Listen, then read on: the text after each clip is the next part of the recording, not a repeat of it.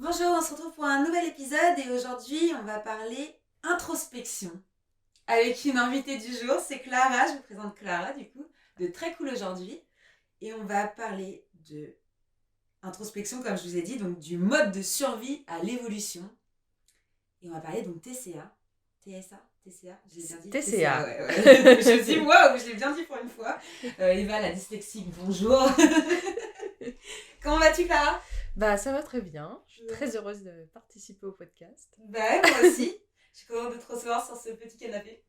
Et dans ce petit studio. Bonjour à ceux qui nous regardent sur YouTube. Est-ce que tu veux te présenter un petit peu, nous parler un peu de toi? Comment t'as as créé ce projet donc Très Cool Aujourd'hui, qui est sorti il y a peu, qui est Ah encore ouais, en bêta test du coup? exactement.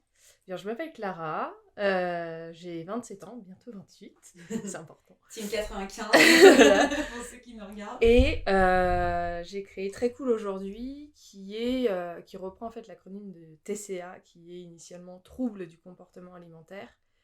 Et j'ai créé un guide audio pour accompagner les personnes qui souffrent de troubles du comportement alimentaire. Pas innocemment, puisque en fait j'ai vécu avec des troubles du comportement alimentaire pendant 12 ans. Et j'avais envie de transmettre la résilience quelque part. Ce guide, il est sorti il y a une semaine en version bêta test, si on peut dire. Et en fait, il reprend. J'ai commencé à l'écrire en octobre dernier. J'ai voulu faire le bilan en fait sur ce que j'avais appris à travers les TCA, le bon comme le mauvais. Et en est venue ensuite l'idée de transmettre en fait ce bilan, donc le transformer en guide audio avec des thématiques différentes, leçon après leçon. Donc voilà, c'est Tu donnes ton expérience à ceux qui en ont besoin. exactement, exactement. Et donc, si tu veux expliquer un peu, donc c'est quoi vraiment un TCA, un trouble de comportement pour ceux qui connaissent pas du tout ce terme, sachant qu'ici on est plutôt dans un podcast normalement business et motivation. Ouais. Et j'ai trouvé que c'était important quand même de t'inviter ici parce que y a des choses que certains entrepreneurs, certains chefs d'entreprise peut-être n'osent pas parler ou peut-être ont des symptômes et ils savent pas que c'est ça en fait et que tout se soigne aujourd'hui. Et il faut juste savoir pourquoi. En fait, c'est répondre un peu à Ouais. la question pourquoi. Eh bien, le trouble du comportement alimentaire, c'est vraiment le fait d'être guidé par des peurs obsessionnelles par rapport au corps, par rapport à la nourriture. Donc le rapport est vraiment altéré avec ces deux choses-là. Et l'idée, c'est de pouvoir transformer ces peurs. C'est une forme d'angoisse, en fait. Et la conséquence se passe dans l'assiette et la vision qu'on a de son corps. Et donc l'idée, c'est de pouvoir gérer ces peurs en allant les poser ailleurs, on va dire, en les transformant, puisque c'est avant tout des émotions qui sont voilà, traduites dans l'assiette ou pas d'ailleurs. Mais l'idée, voilà, c'est vraiment de se dire, ok, j'ai des émotions qui peuvent me faire peur, qui viennent généralement d'événements passés, des traumatismes. Il y a un peu de génétique, il y a une prédisposition à ça aussi. Tout le monde n'a pas cette chose en elle, en fait.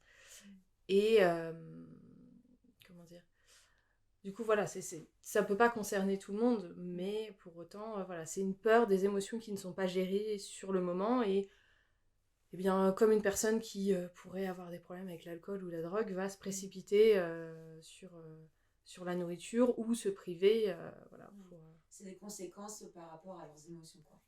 ouais, c'est vraiment une conséquence, c'est pas une cause. Mm. Les causes, elles sont intérieures. Et l'idée, c'est de travailler sur ça, d'accepter le passé, puisque le passé est le passé, on ne peut pas le changer, et d'être... on entend souvent parler de ça, mais dans cet ici et maintenant, voilà, on est dans le présent, aujourd'hui, ça se passe comme ça, et voilà, il n'y a pas de... On ne peut pas changer le passé. Non, c'est clair. Et c'est pour ça que c'est bien de parler d'introspection, parce qu'au final, tout chef d'entreprise fait de l'introspection sur soi-même, que ce soit sur lui perso ou sur sa vie pro. Enfin, l'introspection, c'est quand même un sujet plus global que juste le TCA. Et toi, comment tu peux faire du coup une introspection dans le cadre d'un TCA, justement, dans le cadre d'un trouble du comportement alimentaire? À quel moment tu vas avoir ce déclic de dire j'ai fait une introspection pour savoir en gros où sont mes faiblesses en fait, c'est un peu ça, c'est un peu trouver ses faiblesses et les causes. Ouais, c'est un ressenti en fait. Et l'introspection, il n'y a pas je fais ça tous les mois ou c'est plus un besoin en fait. Il y a un moment, bon, c'est un petit peu plus border, comment ça se passe. On va traiter différentes thématiques. Bon, bah alors voilà, d'un point de vue émotionnel en ce moment, pourquoi je me sens comme ça. Quels sont les facteurs extérieurs qui font que ça remue aussi intérieurement. Euh, c'est du développement personnel et puis comment dire, c'est pas qu'une histoire de volonté aussi. Et c'est vraiment le fait, je dirais, d'accepter ce qui nous traverse et plutôt que d'aller le réfugier dans quelque chose qui, poussé à l'extrême, nous fait du mal, puisque finalement manger pour libérer ses émotions, c'est pas un mal en soi de base, mais c'est les proportions, le ratio en fait qui devient un trouble après. De se dire, bon bah voilà, qu'est-ce qui m'apporte de la joie et qui va venir soulager un peu mes peurs et d'aller trouver des activités, de créer des nouvelles expériences pour, pour pouvoir voilà, libérer tout ça, parce que l'idée c'est pas de garder. Si on a des émotions, comment dire, on dit des émotions négatives, il n'y a pas d'émotions négatives en soi, mais d'aller les transformer dans des choses qui nous apportent de la joie, de plus garder son stress ou d'aller le mettre voilà, dans du sport à outrance ou dans de la restriction. Et l'idée, c'est vraiment d'aller trouver des choses qui nous apportent de la joie. Le mot joie, je l'emploie souvent dans Très Cool aujourd'hui parce que c'est vraiment ça le fond. C'est qu'est-ce qui m'apporte de la joie aujourd'hui, qu'est-ce qui me plaît et qui va me permettre de lâcher un peu. Ouais, c'est un peu se lâcher prise finalement. Mmh. Genre trouver aussi une occupation parce que les personnes qui se soignent de ce genre de troubles, ils vont peut-être s'accrocher aussi à de nouvelles choses. Par exemple, je sais pas, quelqu'un qui va, c'est bête, mais quelqu'un qui arrête la cigarette, il va aller plus au sport, tu vois. Oui, bien sûr, bien sûr. Peut-être que quelqu'un qui veut se soigner, je sais pas qu'est-ce qu'il veut faire. Bien, il faut trouver en soi justement ce qui Ouais, nous plaît. de l'introspection du coup. Il y a un peu ce truc de, par exemple, la personne qui veut perdre du poids, qui va aller faire du sport à outrance. Alors dans le cadre des TCA, là j'entends, mais en fait c'est une hyperactivité cérébrale et qui va aller se transposer dans le sport. Mais finalement, il y a toujours cette notion de contrainte si on n'aime pas le sport, par exemple. Et déjà de trouver le sport qui nous plaît. Et puis ça peut être aussi d'autres choses. Moi par exemple, quelque chose qui me fait extrêmement du bien, c'est la danse statique. Ok. C'est très simple. Tu danses dans ta salle de bain. Ah, la danse statique aussi, j'étais en train de me dire, attends, c'est quoi comment tu peux danser sans bouger? Non, la danse est statique. Et statique, ok, je connaissais pas C'est, ce terme. en fait, c'est vraiment, c'est de la danse libre. Il n'y a Ok. aucune technique. C'est vraiment à l'image de quand tu danses comme ça devant le miroir dans ta salle de bain. Et tu mets la musique qui te plaît, tu fais ça le temps que tu veux. Et voilà, tu laisses vraiment ton corps se lâcher. Et puis arrive un moment où les émotions se libèrent en fait, parce que selon les mouvements qu'on fait, ça fait du bien en fait. Il n'y a pas de chorégraphie, il n'y a pas de rigidité quelque part. C'est un moment où il n'y a plus aucune rigueur et ça fait du bien aussi. Donc voilà, c'est ça moi en tout cas ce qui me fait beaucoup de bien, l'écriture aussi. De varier aussi un peu les plaisirs, c'est pas mal. Ce qui évite de justement de s'ennuyer quelque part et de se ramener à soi, à se regarder, à se scanner dans le miroir ou à se dire est-ce que je mange bien, est-ce que je mange mal, d'arrêter d'être dans le jugement en fait et juste vivre parce qu'on a envie de vivre et voilà.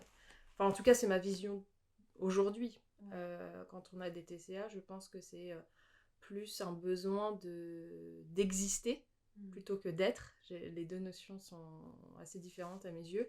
Vous avez 5 heures, philosophie. Ouais, c'est un peu ma personne. Non, mais c'est bien. Beaucoup dans la philosophie, mais je pense que ça aide beaucoup aussi.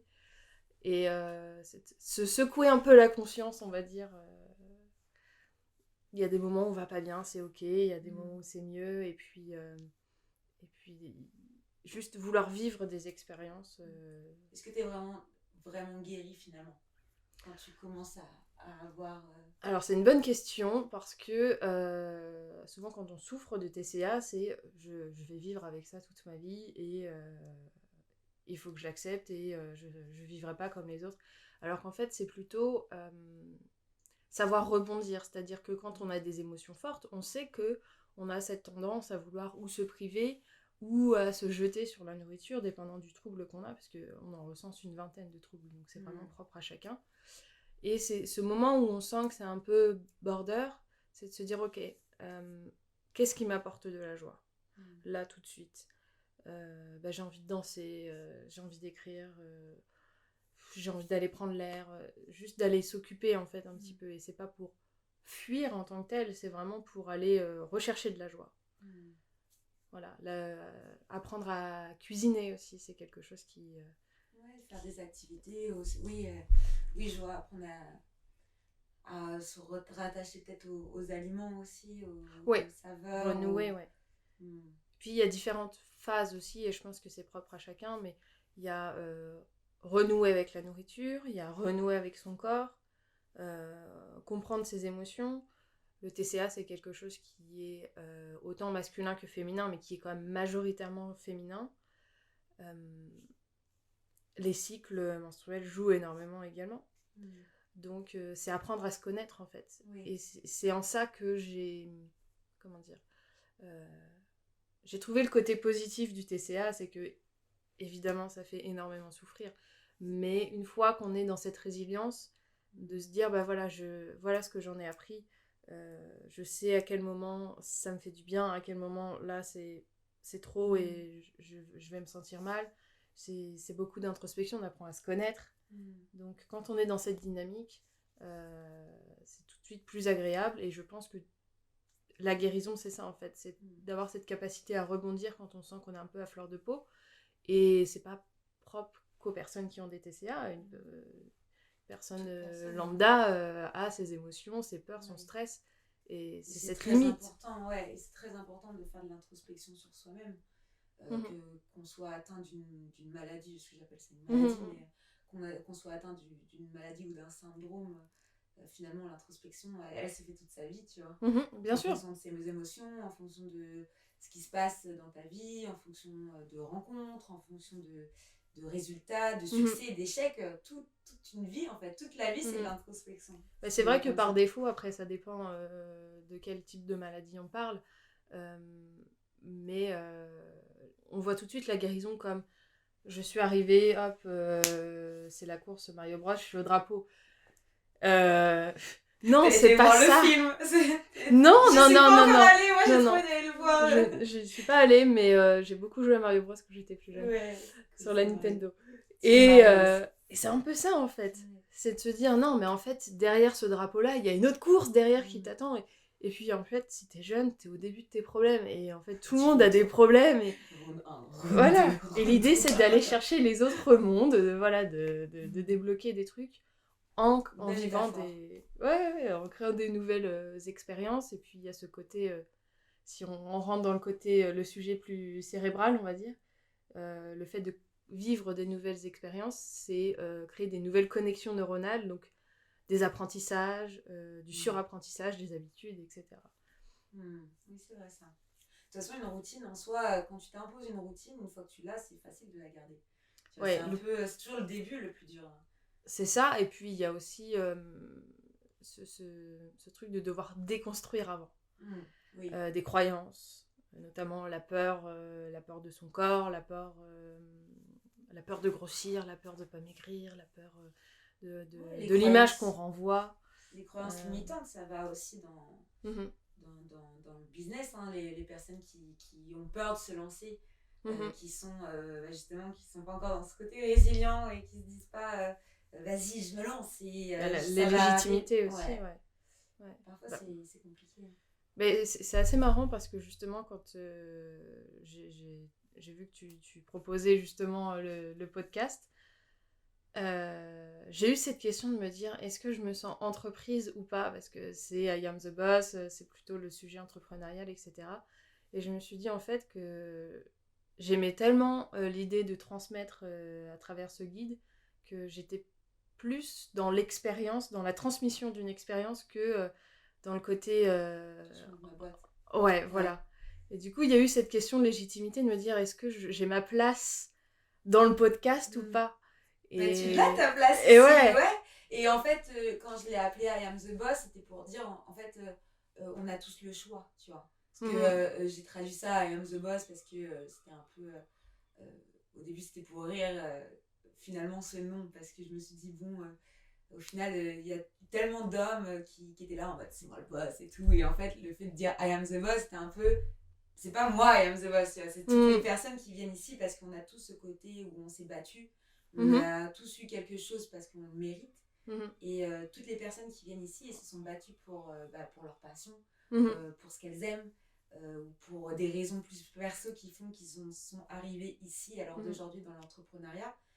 Mais toute personne qui se lance réellement dans l'entrepreneuriat, ils l'ont pas choisi. C'est souvent par opportunité, ou c'est souvent par passion, ou parce qu'ils veulent transmettre, justement, comme toi. Et il n'y a pas surtout en 2023, il n'y a pas cette casquette de je suis le boss. Je pense que cette casquette, elle n'existera plus jamais finalement. Le patriarcat où là arrive, c'est moi le boss et vous êtes les employés. C'est plutôt réducteur en fait. C'est ça. Alors que on le voit bien à travers les différentes interviews qu'il peut y avoir à travers ton podcast ou ailleurs. Que finalement, c'est avec sa communauté, ses clients qu'on grandit aussi. Ça aussi, donc tout décider finalement et ne pas répondre aux besoins de l'autre. Les choses se font naturellement, je pense. Mais c'est beau que quand même, tu vois, tu as quand même ces valeurs-là, ou de te dire, est-ce que j'ai ma place ici? C'est-à-dire que tu t'es posé la question de dire, est-ce que, du coup, ce que je suis en train de créer, c'est un business, ou parce que toi, vu que tu l'as vécu et que du coup tu veux donner ton expérience, tu le vois pas comme un business, mais ça ne l'est pas. Ça peut le devenir, mais même si ça le devient, vu que tu l'as fait avec ton cœur, ça sera jamais comme un business où tu es là, tu penses aux chiffres en fait. Non, il y a vraiment cette notion de... En fait, c'était pour aller au bout aussi de cette notion de guérison dont on parle.